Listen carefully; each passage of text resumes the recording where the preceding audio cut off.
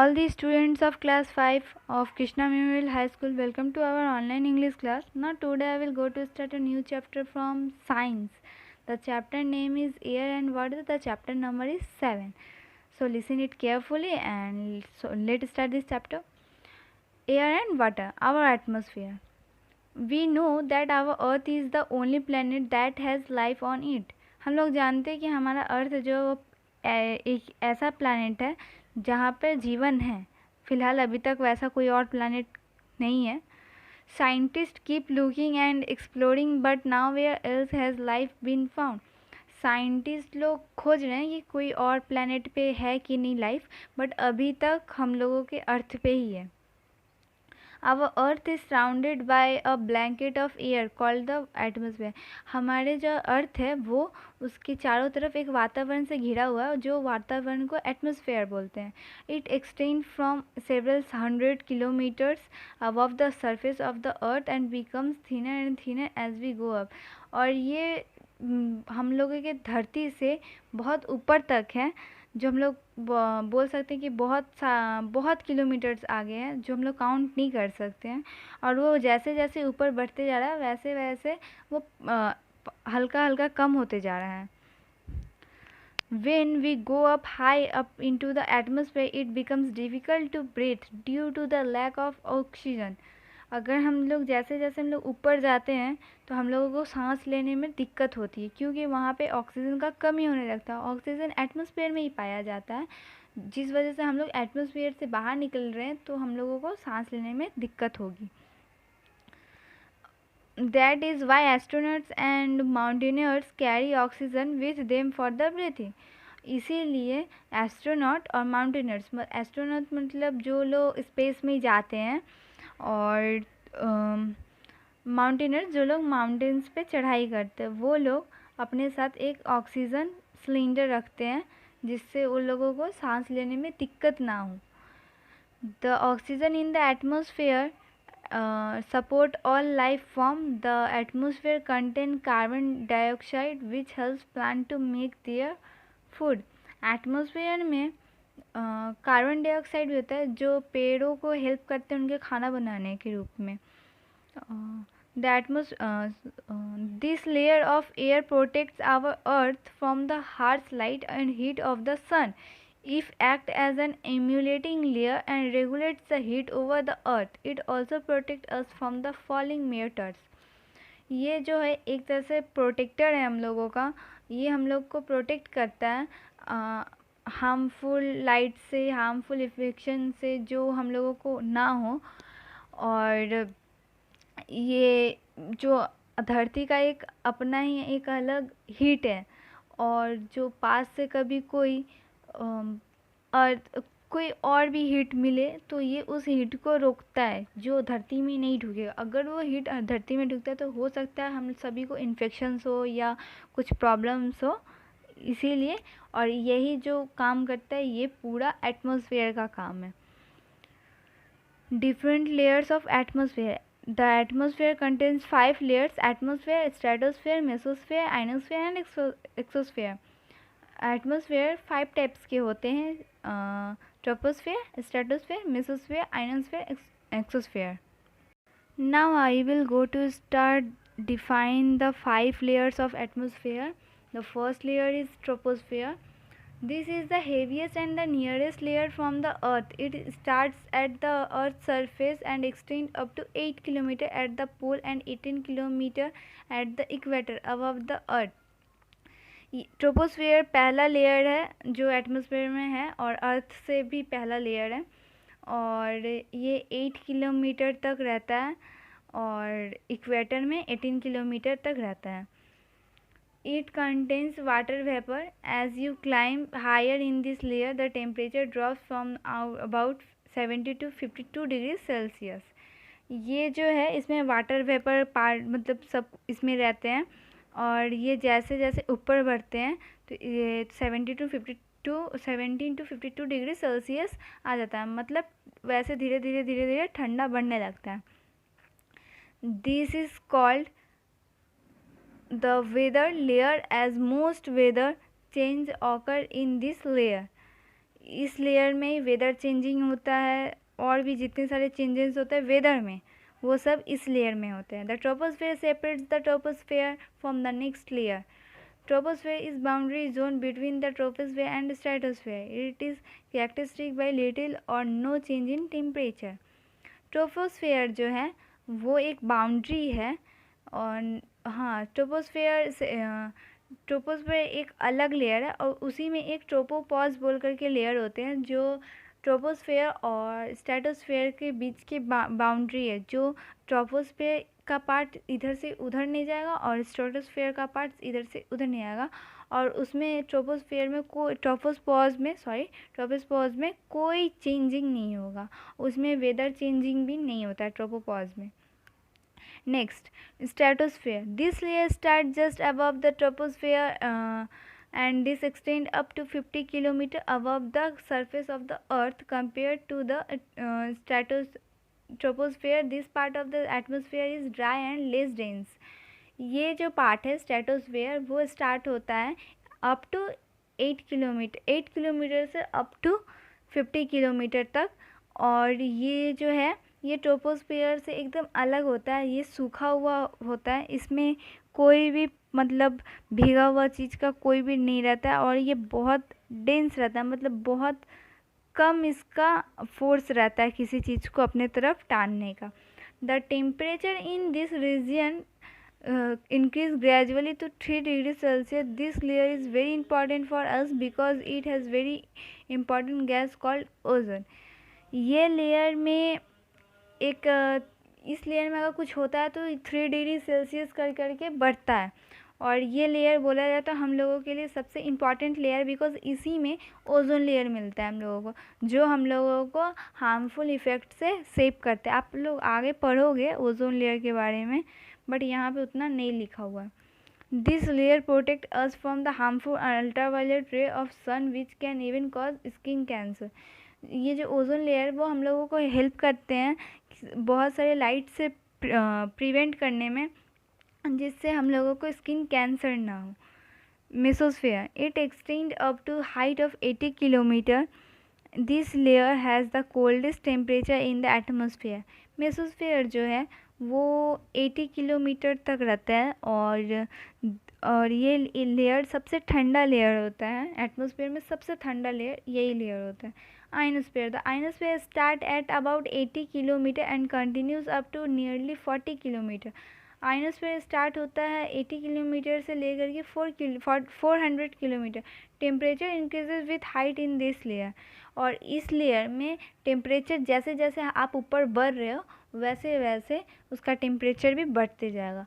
Exosphere. The exosphere is the outermost layer of the earth atmosphere. It extend from 4 kilometre above the earth surface. Also its outer limit is not clearly known, but it is assumed to extend up to about 800 kilometre. Exosphere जो है वो सबसे last layer होता है, और वो 400 kilometre से start होता है, और इसका साइंटिस्ट लोगों ने इसका अभी तक पता नहीं किया कि कहाँ तक इसका लिमिट है, बट जितने तक आशा है ये 800 किलोमीटर तक ही रहता है.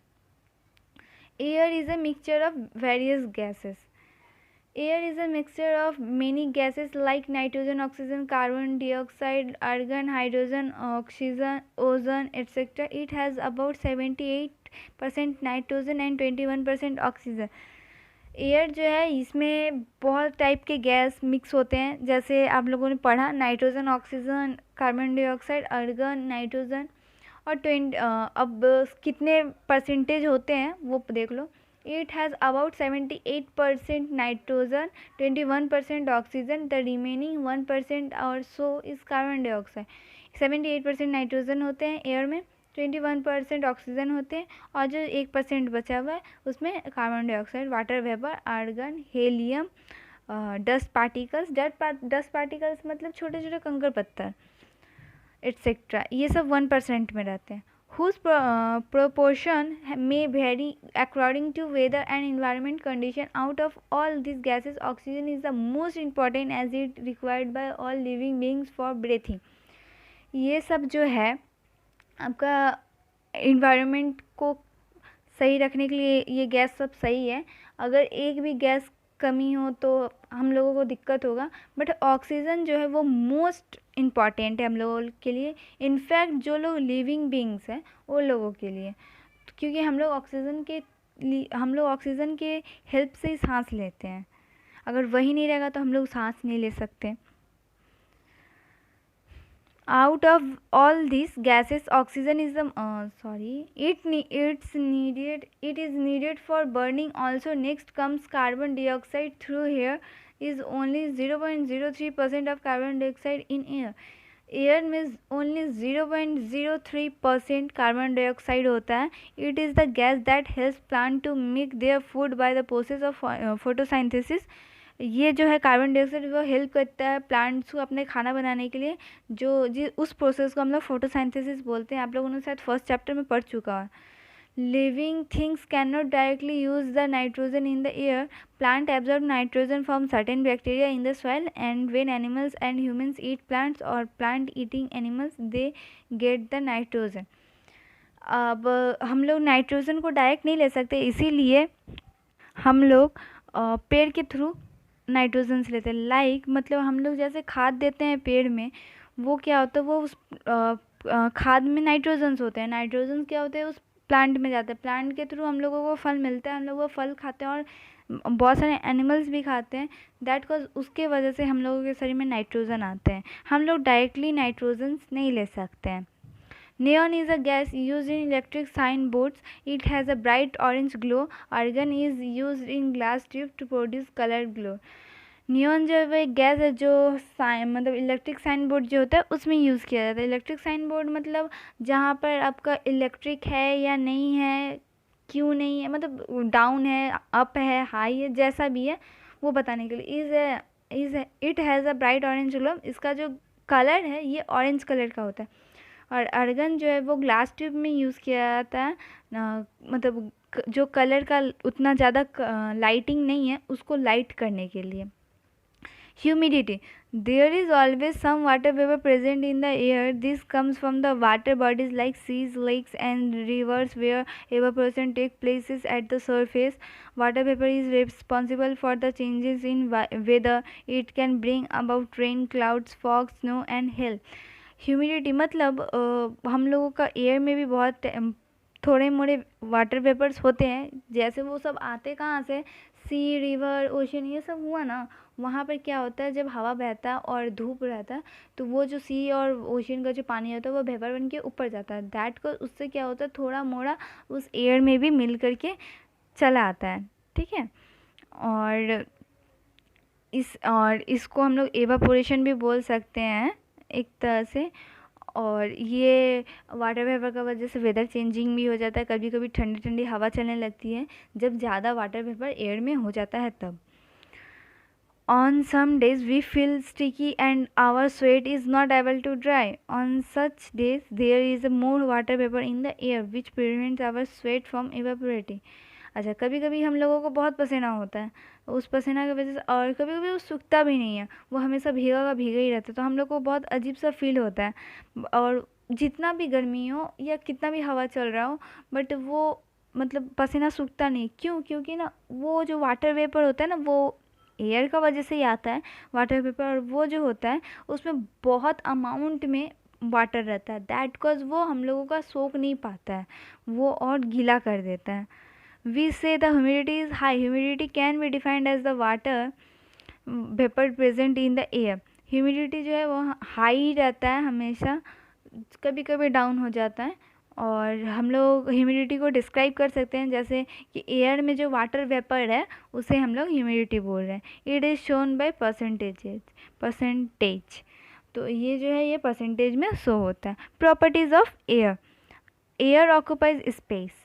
We know that air is everywhere around us, even though we do not see it. You can easily prove that air taken up space. Pour some water into a tube. Take an empty gloves. Now hold the bottle upside down so that its rim is just touching the water. Push bottle slowly into water without tightening tightening it, you see that water does not enter the bottle. Why? Because air is present in the water and is unable to come out, so water cannot enter the glass. Now tilt the bottle slowly in the water shown in the figure.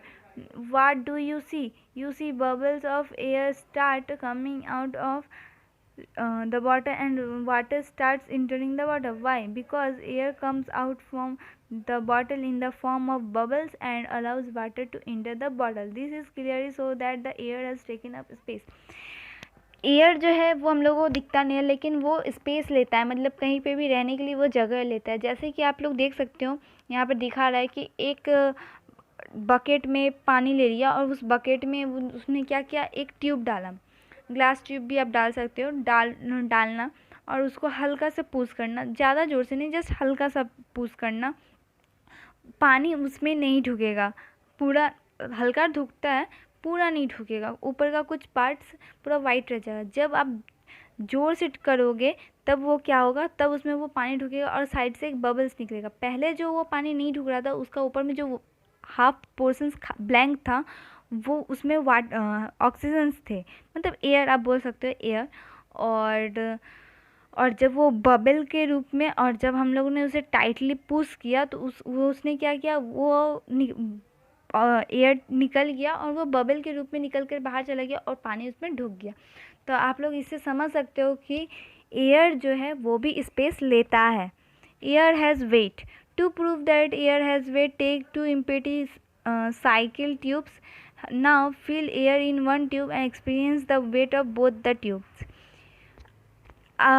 Air जो है उसका एक wait होता है। वैसे तो हम लोगों ने कभी एयर को मतलब देखा नहीं है, छुआ नहीं है, जस्ट फील किया है, बट एयर का वेट होता है। जब आप लोगों ने तो सभी, आई थिंक सभी साइकिल चलाते होंगे, तो साइकिल का जो 2 ट्यूब होता है उसका क्या करना, एक ट्यूब को ना फिलअप करना एयर से और एक ट्यूब को जस्ट हल्का रखना, दोनों को लेकर के प्रेशर नापना।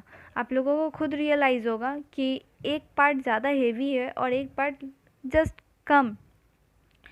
तो इससे समझ में आता है क्या, एयर में भी वेट होता है।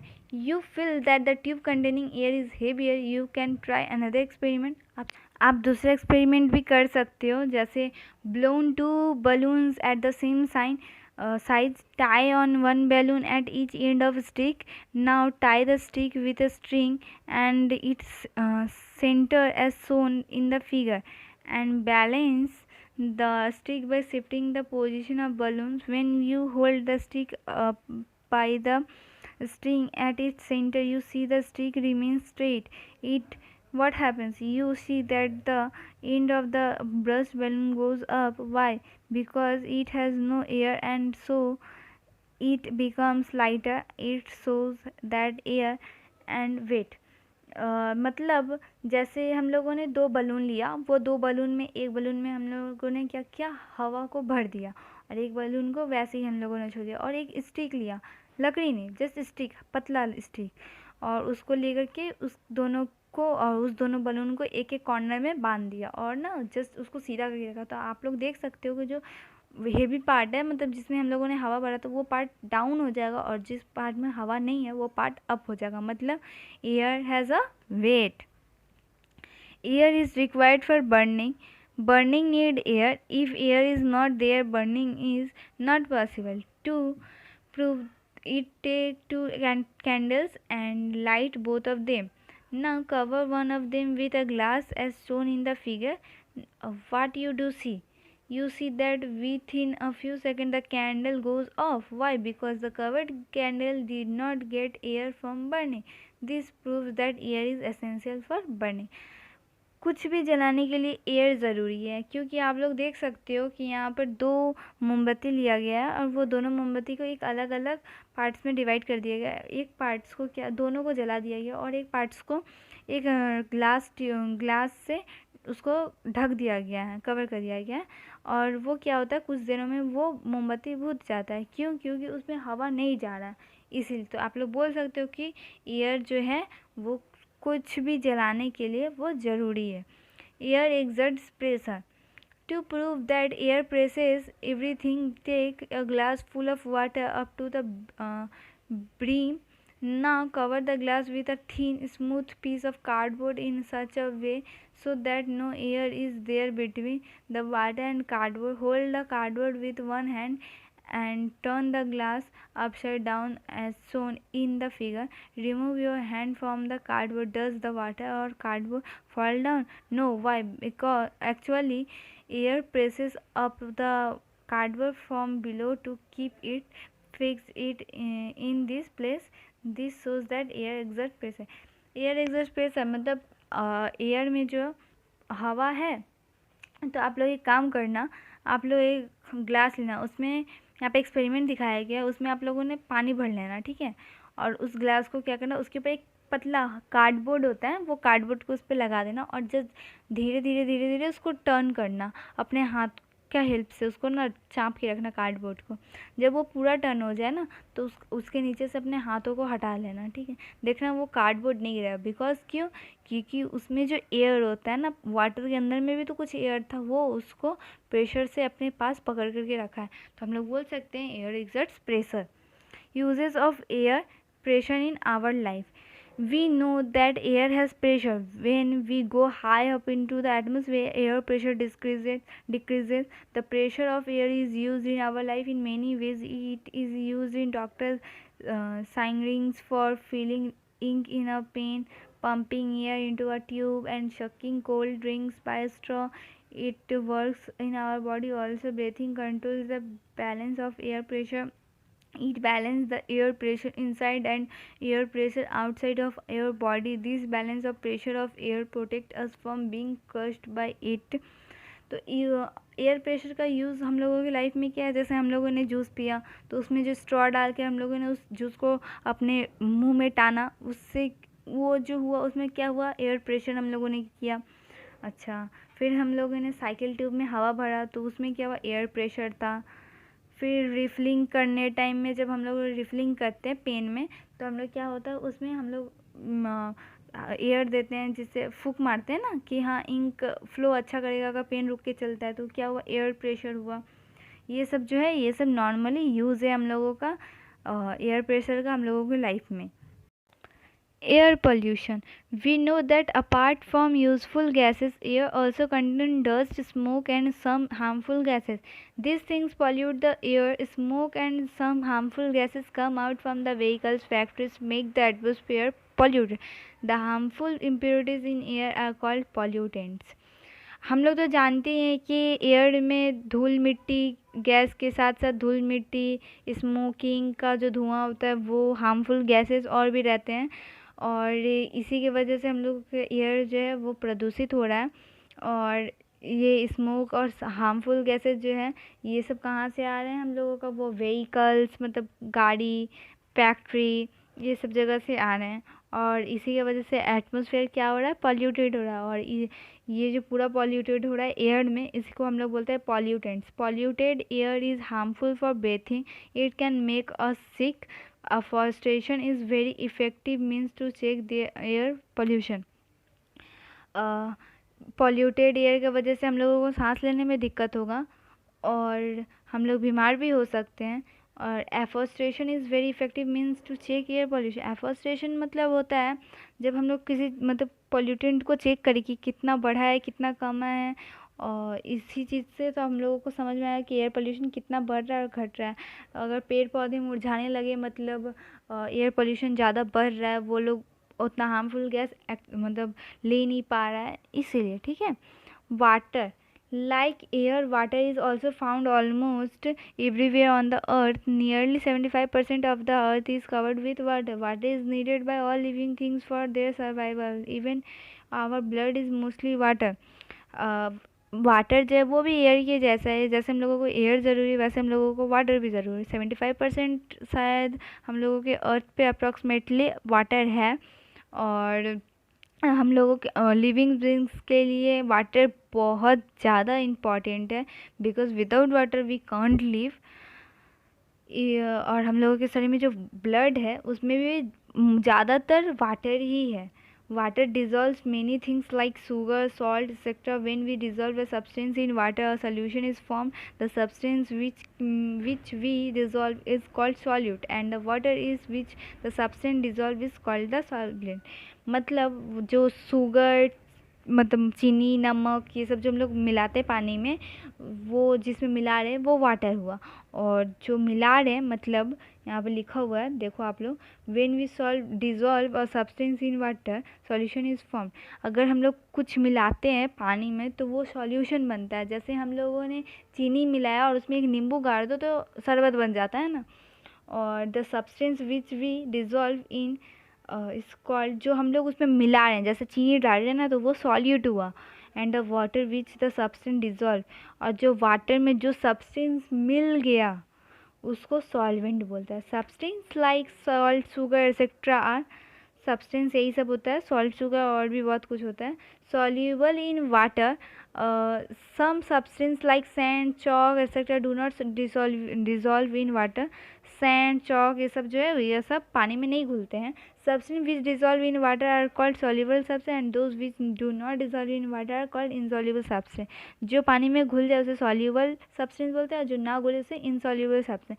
Rain water dissolves many substance in it form of from the air on the ground. It also collects mud, dead vegetable matter like decayed leaves, some living things like germs and other soluble and insoluble impurities. It also carries different minerals and salts.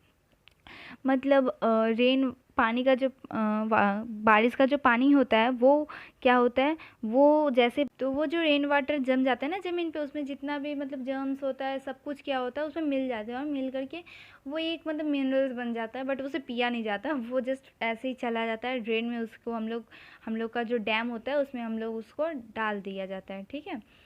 Impure water. Most of the water on the earth is impure as it may have insoluble or soluble impurities. Impure water can cause many diseases because it contains harmful germs.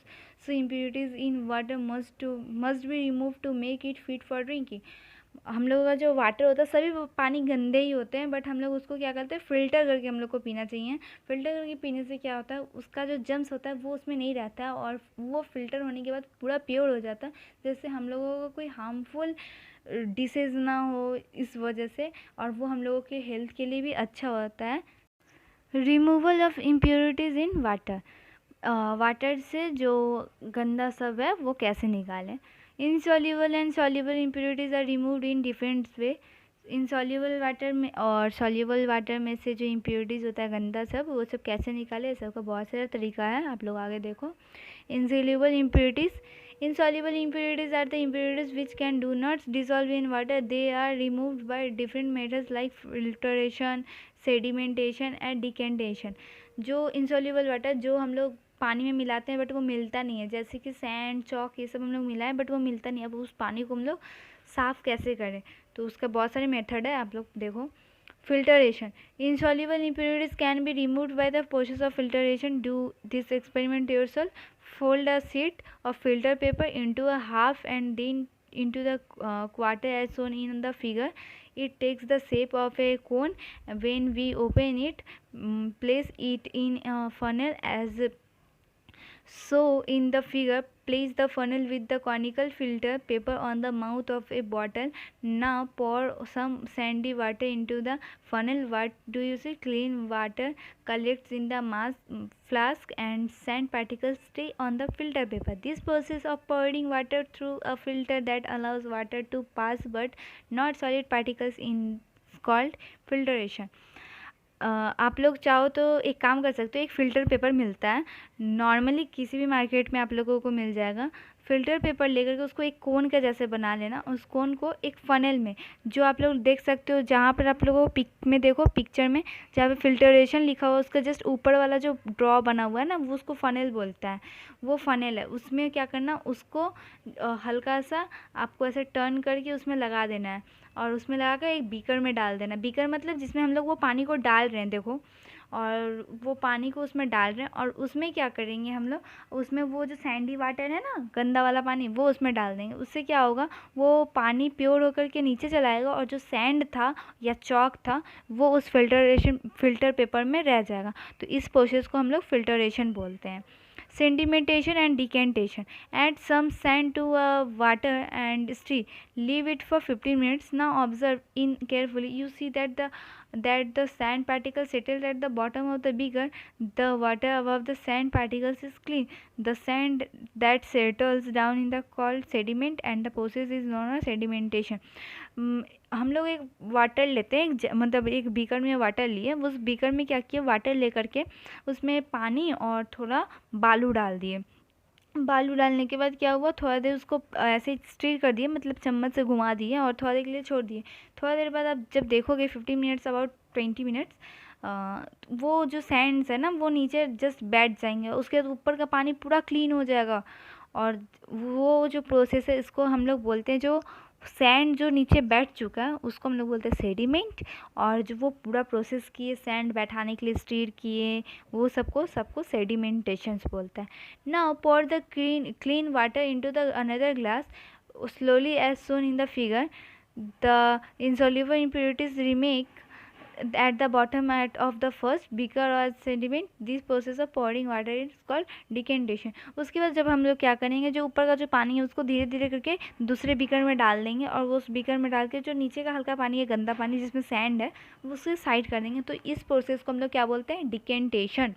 Soluble impurities are the impurities which dissolve in water. These impurities can be removed by distillation. अच्छा, ये जो है, जो चीज़ हम लोग पानी में डाल रहे वो घुल जा रहा है, उसको हम लोग कैसे उसमें से निकालेंगे, ये हम लोग को, और इस प्रोसेस को हम लोग बोलते हैं डिस्टिलेशन। तो जैसे चीनी और नमक को हम लोग पानी में मिला देंगे तो उसको हम लोग फिर निकाल नहीं सकते हैं, लेकिन डिस्टिलेशन का मेथड से हम लोग निकाल सकते हैं। देखो distillation, we use the method of evaporation and the condenser of removing soluble impurities from the water. First we evaporate water having impurities in a flask by heating, and secondly allow water vapor to condense in a condenser. The whole process is known as distillation. अच्छा, एक होता है heat का process, जो आप लोग इस type के प्रोसेस तो घर में कर नहीं सकते, तो मैं आप लोगों को एक ईजिली प्रोसेस बताते हैं, जो आप लोग घर में क्या करना, एक पानी लेना, पानी में नमक मिलाना, उस पानी का नमक को क्या करना, थोड़ी देर मिलाने के बाद जब वो पूरा उसमें घुल जाए ना, तब एक बर्तन में वो पानी को रख कर गैस पे चढ़ा देना। जब वो पूरा पानी जब उड़ जाएगा वेपर बन करके ना, तो वो उसमें जो नमक मिलाए रहेंगे ना, वो उस बर्तन में नीचे में रह जाएगा। और ये भी प्रोसेस है एक, जो आपका बुक में दिया हुआ है, वही प्रोसेस है कि आप एक बीकर में लो, उस बीकर को हीट करो, उससे क्या होगा, वेपर बन के निकल जाएगा और जो सॉल्ट पार्ट्स है वो नीचे में बैठ जाएगा। ठीक है, यही इसका प्रोसेस है, और इसी प्रोसेस को डिस्टिलेशन बोलते हैं। फिर distillation gives us pure water called distilled water, और ये जो यहाँ तक मैंने जो समझाया वही है। और distillation gives as pure water, distilled water, जो हम लोग को प्योर वाटर मिलता है उसको हम लोग बोलते हैं distilled water. We use in it laboratories and batteries. ये जो अच्छा पानी जो है ना डिस्टिल्ड वाटर, ये हम लोग को बैटरी में काम आता है और लेबोरेटरी में हम लोग यूज़ करते हैं। Clean water is a must for our good health. Impure water contains germs that can cause all the sorts of diseases. Water can be purified to make fit for our consumption as follows. हम लोग जो impure water पीते हैं ना, उससे हम लोग को बहुत सारे डिसीज़ होने का चांसेस रहता है, बट हम लोगों को क्लीन वाटर पीना चाहिए, जिससे हम लोग का हेल्थ भी बहुत अच्छा रहेगा। अच्छा देखो, water can be boil 10 to 15 minutes to take it safe for drinking. कोई भी पानी पीने से पहले उसको 10 to 15 मिनट्स उसको बॉयल करना, उसके बाद उसको आप चाहो तो गर्म भी पी सकते हो, बट गर्मी के दिनों में पिया नहीं जाता, बट आप उसको क्या करना, ठंडा कर करके पीना। उससे क्या होता है, आपके लिए वो अच्छा होता है। पोटासियम परमैंगनेट और alum can be used to purify water. Potassium permanganate जो है और एलम जो है वो वाटर को प्योरीफाई करने के लिए यूज़ किया जाता है, जो कि आप लोग का फ़िल्टर में भी रहता है, तो कम अमाउंट में दिया जाता है ये सब। In towns and cities the water supply is purified by sedimentation, filtration and the chlorination. Towns और सिटीज़ मतलब शहर में ये सब वाटर को प्योरीफाई करने के लिए सेडिमेंटेशन का यूज़ किया जाता है, फिल्टरेशन का यूज़ किया जाता है और क्लोरिनेशन का। क्लोरिनेशन मतलब होता है कि एक क्लोरीन होता है, उसको उसमें दे करके उसको क्लोरीन का मतलब क्लोरिनेशन बोला जाता है, उसका उसके साथ एक्सपेरिमेंट किया जाता है और देन वो पूरा प्योर हो जाता है। Water is a precious resource, we should use it sensible and save it as much as possible. और हम लोग इस पानी को जितना अच्छा से यूज़ करेंगे उतना वो हमारे लिए अच्छा है। Now this chapter is completed and all the question answer and your homeworks related to this chapter we will send in your WhatsApp. Thank you.